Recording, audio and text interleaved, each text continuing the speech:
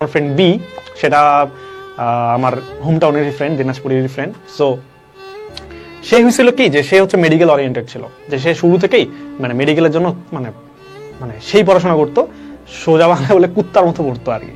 তো এখন সে অ্যাকচুয়ালি ভালো পড়াশোনা করতো, অ্যান্ড অ্যাকচুয়ালি সে মানে মেডিকেল ডিজার্ভ করতো, মানে ডিএমসি বা সোহরাওয়ার্দী বা হচ্ছে তোমার সলিমুল্লাহ, এই তিনটার মধ্যে সে মানে কোন একটা ডিজার্ভ করেই, মানে এতটাই সে মানে প্যাশনেট ছিল, এতটাই সে মানে ভালো মতো পড়াশোনা করতো। ইভেন ফ্রেন্ডরা তো আমরা তাকে ডাক্তার বলে ডাকতাম, ইভেন টিচার্সরাও তাকে অনেক সময় ডাক্তার বলে ডাকতো, কারণ টিচার্সরাও যে কোনো জায়গা থেকে কোশ্চেন করলে কেউ না পারলে ওটা শিওর ছিল যে ও পারবে।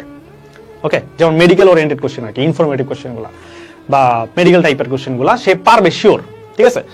সো এটা মোটামুটি ডান ছিল। তো তার সাথে আমাদের কথা হচ্ছিল মানে এইচএসসির আগে। তো সে বলতেছিল যে আমার তো এইচএসসির আগে মোটামুটি মানে মেডিকেলের পড়াশোনা অনেকটাই কমপ্লিট, মানে ফিজিক্স, কেমিস্ট্রি আর হচ্ছে বায়োলজি মোটামুটি কমপ্লিট।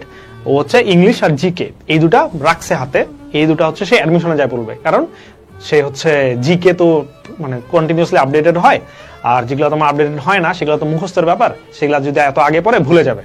ওই জন্য সে অ্যাডমিশনে যায় শুধুমাত্র ইংলিশ আর জিকে পড়বে। ইংলিশও মোটামুটি সে ভালো পারতো। সে মেইন টার্গেট যেটা বলতেছিল যে আমি অ্যাডমিশনে 3 মাস যে টাইম পাবো আমি শুধুমাত্র জিকে পড়বো, বাকি পর আমার ডান, এন্ড এগুলো আমি জাস্ট রিভিশন দিব তখন অ্যাডমিশন টাইমে, আর হচ্ছে এদিকে আমার জিকে নতুন করে পড়বো, এই সে তার প্ল্যান। তার মানে তার কনফিডেন্স কোন লেভেলে বুঝো, এন্ড তার পড়াশোনা কোন লেভেলে বুঝো। এন্ড অ্যাকচুয়ালি সে ভালো পড়াশোনা করছিল, অনেক মানে সেরা লেভেলে একটা পড়া দিছিল। বাট ঝামেলা যেটা হইলো অ্যাডমিশন টেস্টের দিনে, অ্যাডমিশন পরীক্ষার সময় সে তার রোল টোল এগুলো ভুল দাগাইছিল, ঠিক আছে।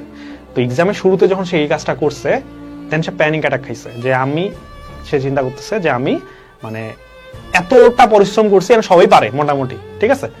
এন্ড সবার এক্সপেকটেশন আছে যে সে হচ্ছে মানে বাংলাদেশের টপ 3 মেডিকেলের মধ্যে কোনটা চান্স পাবে শিওর।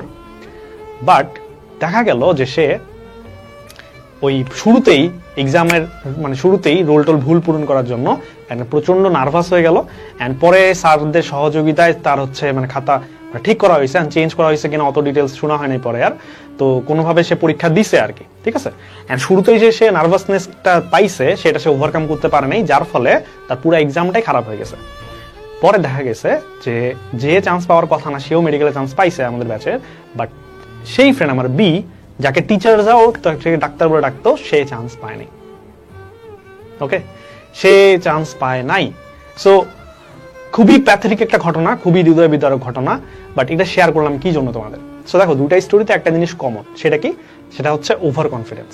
যে ভাই তুমি যতই ট্যালেন্টেড হও, never ever become over confident. So মূল কথা হচ্ছে এটাই, যে তুমি ওভার কনফিডেন্সের জন্য তুমি হচ্ছে মানে এরকম করিও না যে জাস্ট আমি ওইটাতে এক্সাম দিব, জাস্ট আমি ওইটারই ফর্ম ফিল আপ করবো, অ্যান্ড দ্যাটস ইট। সো তুমি যতই ট্যালেন্টেড হও ভাই, তারপর এটা করিও না, ঠিক আছে।